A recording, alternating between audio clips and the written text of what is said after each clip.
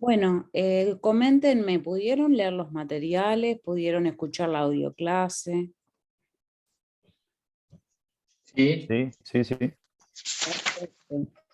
Quisiera saber si tienen dudas puntuales para empezar por ahí, a explicar o a exponer un poco el material.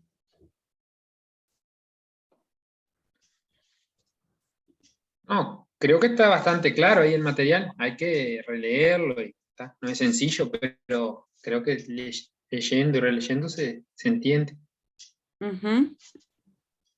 No es que En, sepa todo hoy, pero creo que se entiende, no sé, en mi caso. en mi caso, la última parte de juicios éticos y juicios morales del material al principio me confundió un poco, pero creo que me quedó bastante claro. Bien. La parte de juicios éticos y juicios morales. ¿Eso es lo que te generó un poco de confusión? Sí, Bien. Bueno, voy a abrir el material y vamos a ir a esa sí, al parte. principio sí. Déjenme saber si en algún momento no se oye o se corta. ¿Me pueden oír bien? Sí, sí, ahora está claro. Sí, Bárbaro, bárbaro. Bien, entonces vamos a compartir pantalla.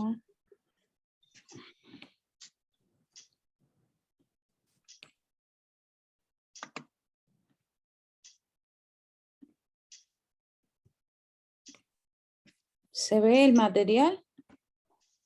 sí, ¿Sí? Sí, Perfecto. sí. Bien. Bueno, la parte de juicios éticos y juicios morales apunta a que el lenguaje, en primer lugar, tanto el lenguaje de la ética como el de la moral, es un lenguaje normativo. ¿Tá? Eso, antes de comenzar con los juicios, es muy importante, de que no estamos en el plano de la descripción. No estamos hablando de cómo es el mundo, sino de una valoración de las acciones, de una valoración de las personas, de una valoración de los comportamientos. ¿Tá? Entonces, eso primero, que la ética y la moral es normativo, mientras que la ética es indirectamente normativa, la moral es directamente normativa. Eso estaba en una de las características del cuadro de la página 5. Pero acá ya estamos adentrándonos en el lenguaje específico de cada uno, y el juicio ético nunca se va a referir a cuestiones concretas, sino más bien va a dar cuenta del criterio de evaluación de esos juicios. ¿Por qué? Porque justamente esto se desprende de todo lo que se trabajó anteriormente en el material. ¿tá? O sea, no es el rol de la ética decirme lo que debo hacer. La que me dice lo que debo hacer es la moral. Y cada sistema moral va a dar una diferente respuesta a la pregunta: ¿qué debo hacer? ¿Cómo me tengo que comportar? Para la concepción judeocristiana, debo amar a mi prójimo como a mí mismo. Para otros modelos morales, no necesariamente. ¿Cómo debe ser la relación entre las personas? E incluso cómo vivir la vida en cuestiones más concretas, como el estilo de alimentación. Para los veganos, por ejemplo, es inmoral comer carne. O sea, no es solamente un tema de preferencias, no es un tema de elecciones personales. Ya en una cosmovisión muy comprometida, el comer carne implica sacrificar una vida inocente, pero también la no sustentabilidad del planeta, porque para producir carne se necesitan muchísimo más recursos que para solo producir vegetales, por ejemplo. Entonces, la ética no tiene que decirme qué debo hacer, tiene que preguntarse por qué debo hacer eso, y además establecer el criterio de evaluación. ¿Se acuerdan de el dilema del tranvía? En el sí, dilema del tranvía, claramente, la cuestión era el criterio. ¿Qué criterio tomo yo para establecer si doblar o seguir de largo, si empujar a la persona obesa del tren o no hacerlo? Bueno, hay por lo menos dos modelos éticos marcados, uno de los resultados y otra de las intenciones, y bueno, justamente eso es lo que hace la ética, establecer el criterio, pero no darme contenido específico. Y ahí eso es una clave muy importante para darme cuenta si estoy en presencia de un juicio ético o un juicio moral. El juicio ético siempre habla del criterio, mientras que el moral siempre apunta a un contenido específico. Puede ser la guerra, puede ser la tortura, puede ser la pedofilia, puede ser la pobreza, puede ser la marginalidad. Si yo digo, por ejemplo, los pobres son pobres porque quieren, porque no se esfuerzan lo suficiente. Son personas que no quieren salir adelante. Estoy haciendo una evaluación sobre un tema específico y eso claramente es un juicio moral. Mientras que el juicio ético apunta a el criterio de evaluación para establecer cuándo es bueno y cuándo es mala una acción, pero no se compromete materialmente con ningún contenido. Acá, las intenciones son el parámetro de evaluación de las conductas morales de las personas, algo que muchos de ustedes respondían en el dilema del tranvía cuando establecían de que si empujáramos voluntariamente a la persona obesa, eso sería un asesinato. ¿Y cuál es el problema con el asesinato? Bueno, el problema del asesinato es la intención. El problema del asesinato es cuando está hecho con la voluntad de destruir una vida. Entonces ahí lo que se evalúa es un criterio que toma en cuenta la intención de la persona, no el resultado, porque el resultado sería bueno, el resultado sería positivo si se empujara a la persona con sobrepeso, siempre y cuando yo tuviera la plena certeza de que puede frenar el tranvía. Sin embargo, el siguiente juicio, la pornografía es un flagelo para las sociedades modernas que genera daños emocionales y psicológicos permanentes, claramente es moral, porque para otros sistemas morales liberales, la pornografía es un negocio que genera mucho dinero, que sostiene también a muchas familias. Y bueno, y si consumir pornografía es una elección personal. Y nadie tiene por qué meterse en las elecciones personales de las personas. ¿Se dan cuenta la diferencia entre uno y otro? Claramente acá no habla de ningún tipo de tema moral en particular, sino que va a decir que es la intención el parámetro. La ética habla de parámetros porque justamente, ¿cuál es el objeto de estudio de la ética? La moral. ¿Qué es la ética? La rama de la filosofía que estudia la moral. Sería filosofía de la moral. Y la moral, el conjunto de creencias, valores, costumbres que una sociedad o colectivo humano establece como correcta para llevar a cabo la vida. No sé si pude aclarar un poco este tema. Sí, sí. Sí, espectacular. Muy bien, ¿hay alguna otra pregunta o algo que quieran que aclare sobre esto? ¿O alguna parte del material que no haya quedado totalmente clara?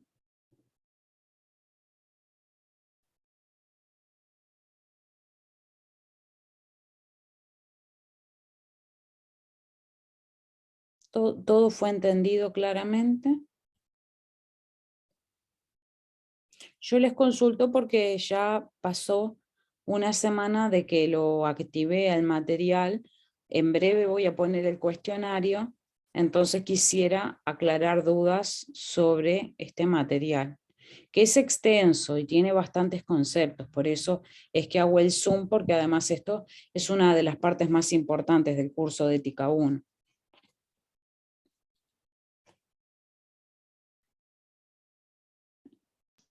Yo creo que está bien entendible el material. El tema quizás no es sencillo, pero el material está bien accesible. Bien. Bueno, ¿no hay preguntas entonces?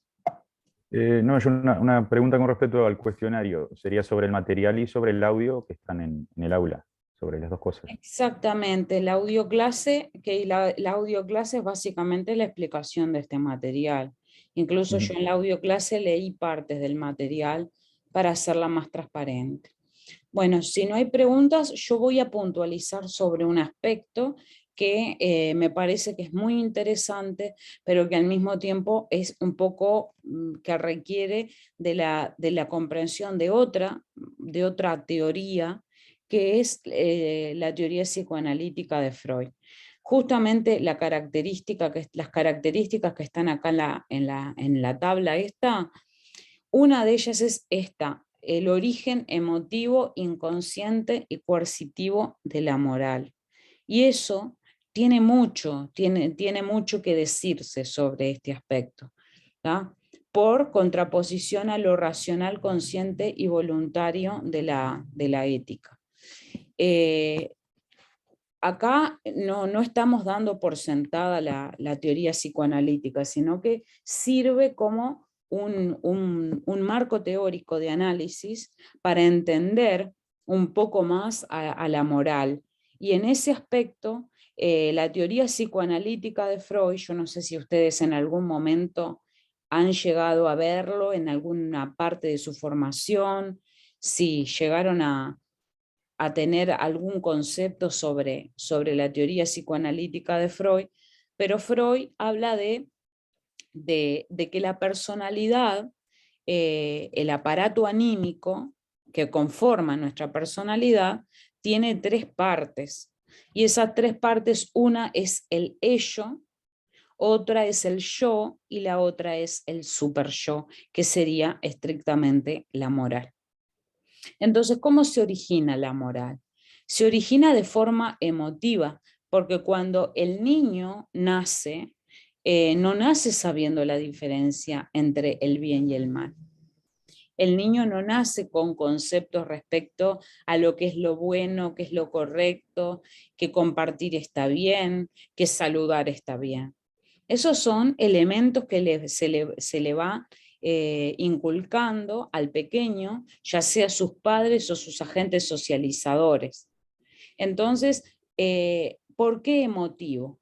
Porque cuando se le marca, yo no sé, capaz que esto lo pueden ver ustedes en su propia situación familiar, no sé cuántos de ustedes están criando niños, niños pequeños, niños de 2, 3, 5 años, marcar esas conductas de esto sí y esto no, es de un origen emotivo. ¿Por qué?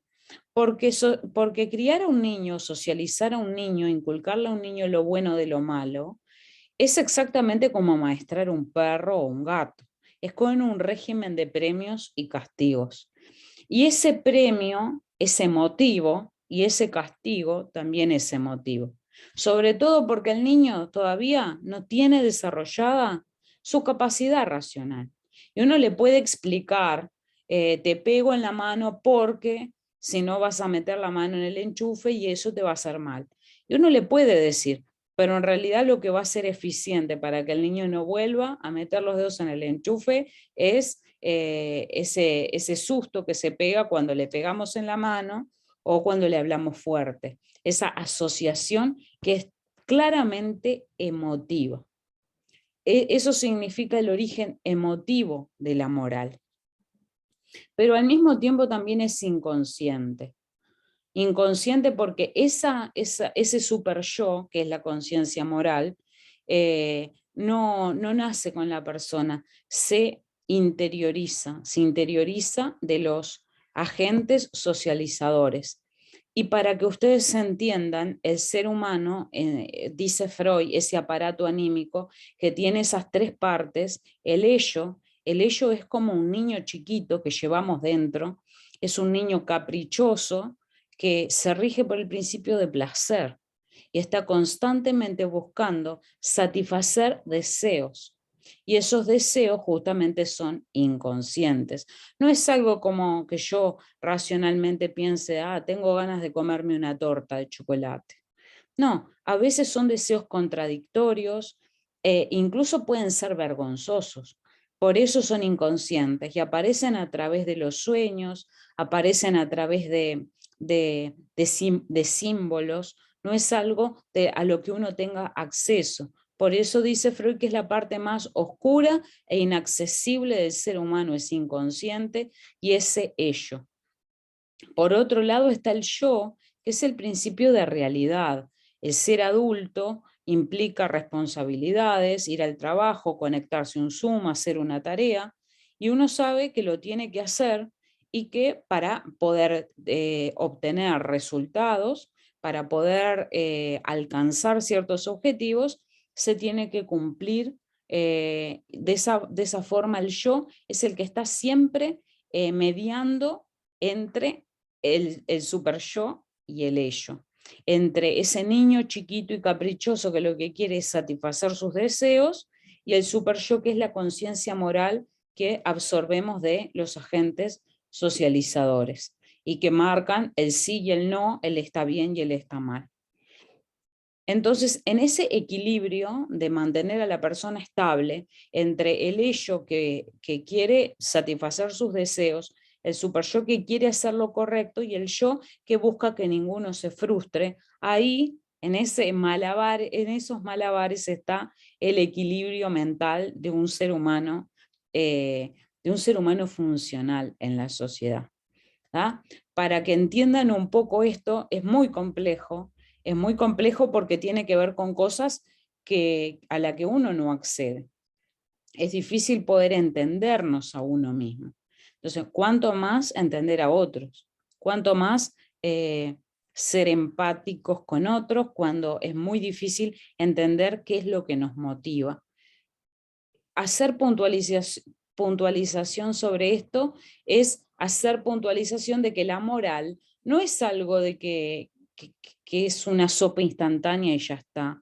Esto es algo que se gesta a nivel inconsciente, mental, y que va surgiendo sin que nos demos cuenta. Por eso es emotivo, inconsciente y coercitivo, es porque se nos enseña de manera obligatoria. El niño no puede elegir porque todavía cuando es muy chiquito no está en condiciones de evaluar lo que sus padres les enseñan. No está en posición de decir lo que mis padres me están inculcando es un disparate. No lo puede evaluar y lo absorbe. Y luego eso marca muchísimas cosas respecto a nuestro ser adulto. ¿Ah?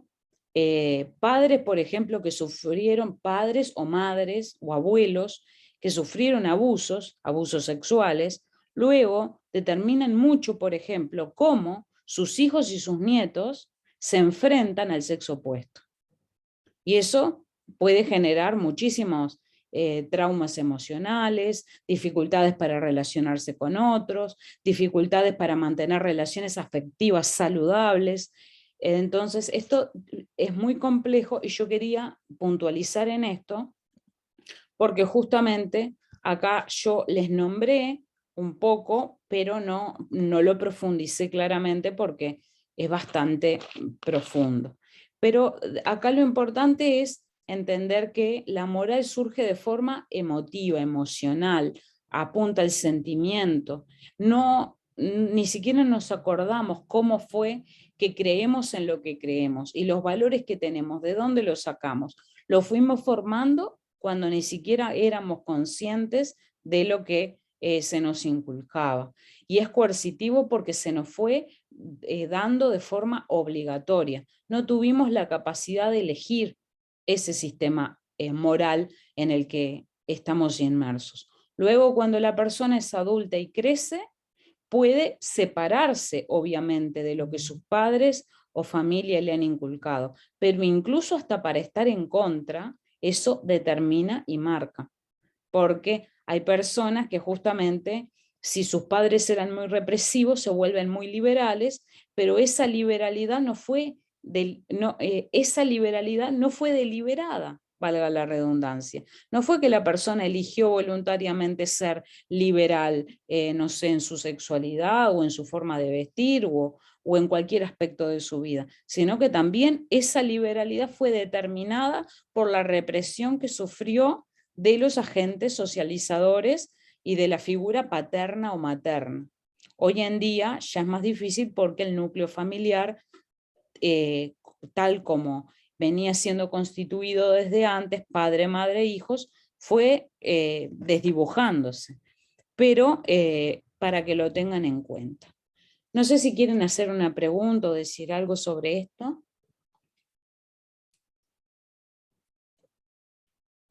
Profesora, si lo relacionamos con los conceptos de inmoral o amoral, puede ser que cuando hay un origen emotivo predomina, puede, o sea, prevalecer el hecho, o sea, una persona que sea amoral.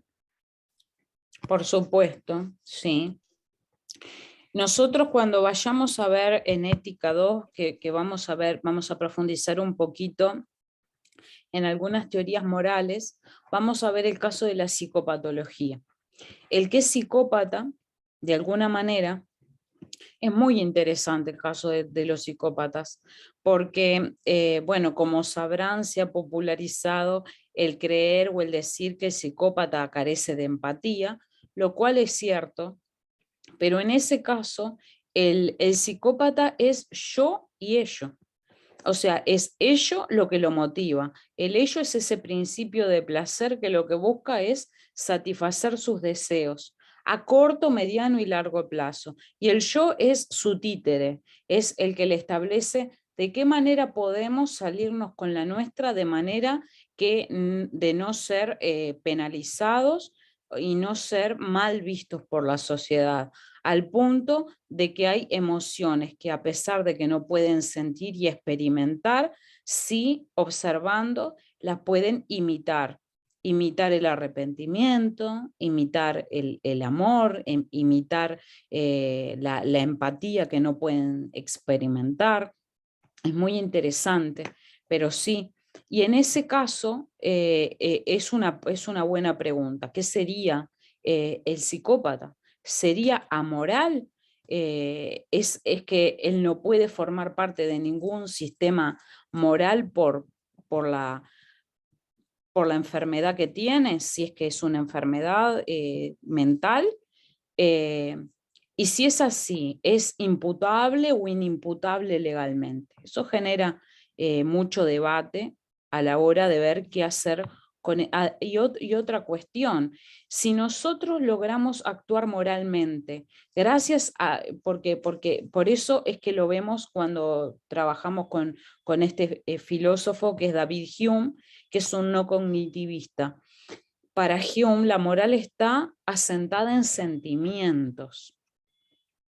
Entonces, si la moral está asentada en el sentimiento de simpatía y benevolencia, y el psicópata no lo puede experimentar, es justo para el psicópata que se lo juzgue, es justo ser juzgado como mala persona o tener ese estigma social cuando en realidad la tiene más difícil que una persona que sí puede experimentar esos sentimientos. Hay cosas que no le hacemos a los otros porque ese sentimiento de empatía genera que podamos, la típica, ponernos en el zapato del otro y saber lo que se sentiría si le hacemos padecer al otro una determinada situación. Algo que el psicópata podrá, con su capacidad racional, entender, pero no es lo mismo que sentirlo. Entonces, el entendimiento y el sentimiento son diferentes y a la hora de la moral pesa mucho más el sentimiento que la razón. Eso es lo que dice este autor y por eso el tema de la psicopatología. Y si es amoral, en ese caso sí, como decías vos, Oscar, sería el ello lo que está predominando. Y el yo para poder satisfacer esos deseos.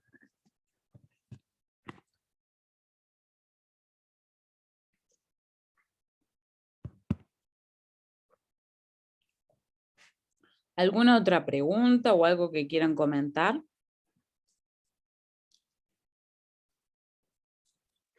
Profe, usted, disculpe, buenas noches, Yenice. Usted en el repartido hablaba también de la ética aristotélica y solo la nombraba y después en la clase expandió un poquito más, pero no mucho.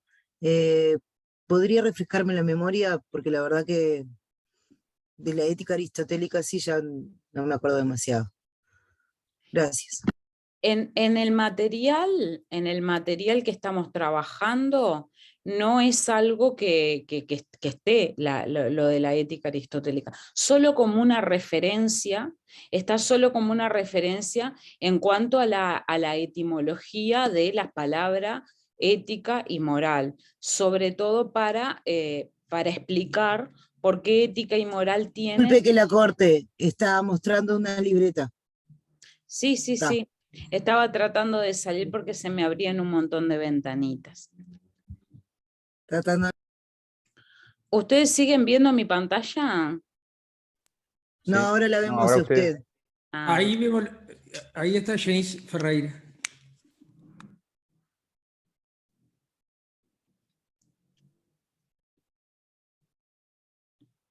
déjenme ver para poder volver a compartir. Compartir pantalla. Acá. Ahora sí. ¿Se ve bien? ¿Pueden ver bien? Hola. Ahí volvimos. Ahí sí se ve la moral. Sí. Acá, en la etimología, era donde yo me refería acá a la ética aristotélica. Solamente para poder entenderlo, para Aristóteles la costumbre, el hábito, el repetir los actos o los hechos es lo que genera que uno pueda llegar a la virtud. Para entenderlo muy clara, muy fácilmente y de forma rápida, uno se vuelve justo practicando acciones justas y se vuelve una persona honesta diciendo la verdad. Así nomás, no tiene mucho misterio.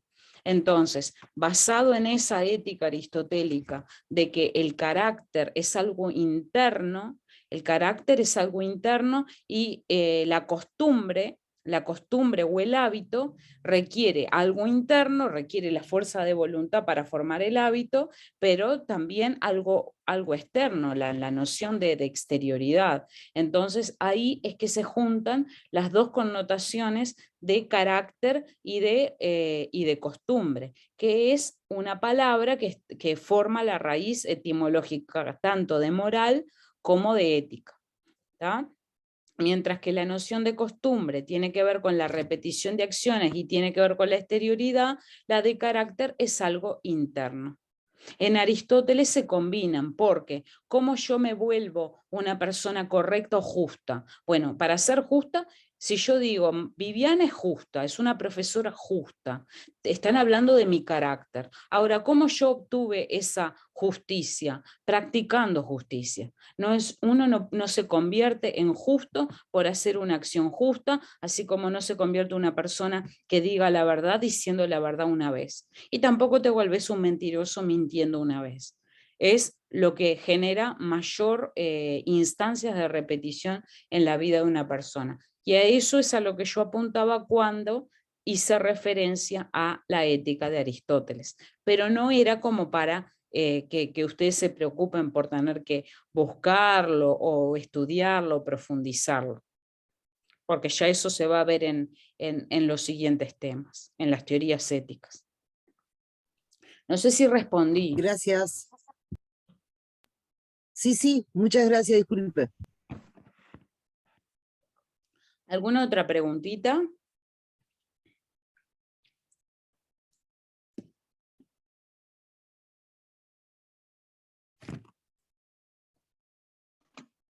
No, de mi parte no, muy bien.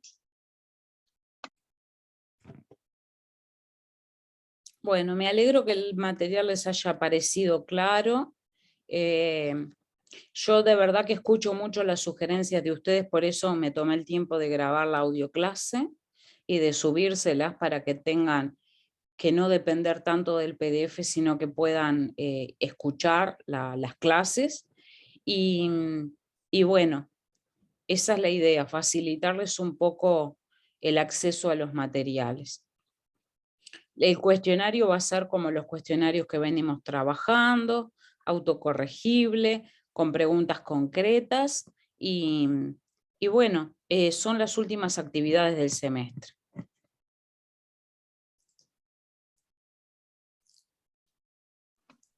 Bárbaro, buenísimo. Bueno, muchas Bueno. gracias. ¿Cuándo se abre, profesora, el gracias. cuestionario? Bueno, yo el cuestionario todavía ni siquiera lo configuré, o sea, no armé las preguntas. Así que en estos días voy a tratar de terminar de armarlo y les aviso por las notificaciones que está pronto. Y como siempre, les voy a dar una semana como para que en esa semana ustedes se organicen, lo puedan hacer bien, en un momento en que tengan tiempo, en que estén tranquilos, tengan buena conexión, tengan la computadora solo para ustedes para hacer el cuestionario y yo les voy a estar avisando con tiempo. Sobre este material. Sí, es solo sobre este material, y la audioclase y el material. Ah, la sí, el audioclase audioclase también. es la explicación de esto, pero este material es el material central. Perfecto. Bueno, si no tienen ninguna duda más, ni pregunta más.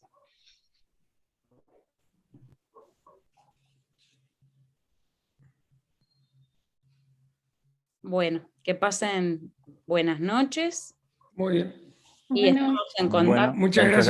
gracias. Bueno, gracias, Gracias. profe. Chao. Nos Buenas vemos. noches. Muchas gracias. Chao.